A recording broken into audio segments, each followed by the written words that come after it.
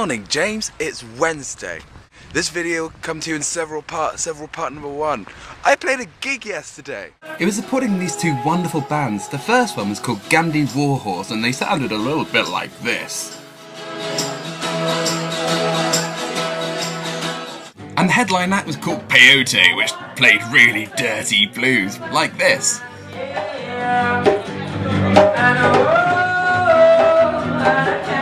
Unfortunately, I didn't get that much of me, like, singing or performing or anything, because it's very difficult to hold the camera and play guitar at the same time. Turn on! Turn on! Masturbation Blues loved it! Part 2, cultures that we like but everybody else seems to hate. Okay, so I think we've covered like all of the bases. Like, Chav, a much more interesting view from the outside than in. Beliebers are much more interesting viewed from the inside than out. And the culture surrounding Twilight is a bit of both. So what I tried to do instead this week was look at cultures that I had previously hated and kind of try to justify them at some level. These groups were the Conservative Party, people who shouted their children in supermarkets, and the Daily Mail. And James, I've got to confess something to you. I failed.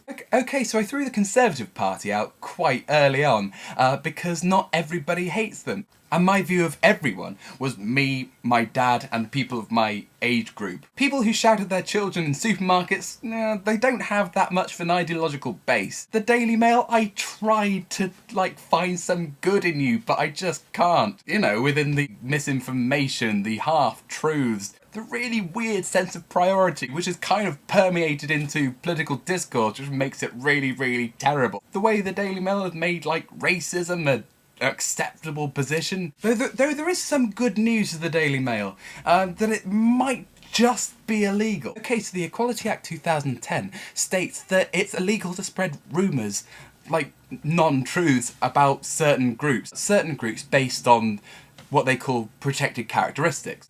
And these characteristics are bumbling on the screen right now.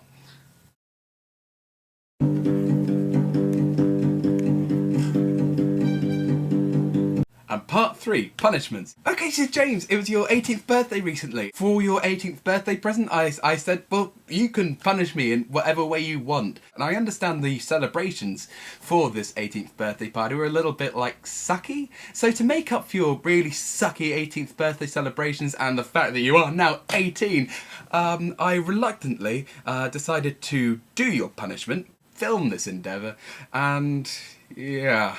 I soundtracked it with my version of Nicki Minaj's Super Bass, if that's any... Oh... Let's go. Yes. That's right. This one is for the boys with the booming system, top-down AC with the cooling system. When he come up in the club, he be blazing up, got stacks on deck like he's saving up. And he ill, he real, he might got a deal. He pop bottles and he got the right kind of build. He cold, he dope, he might sell coke. He's always in the air but he never fly coach. He's a motherfucking trip. Yeah. James, I shall see you on Saturday.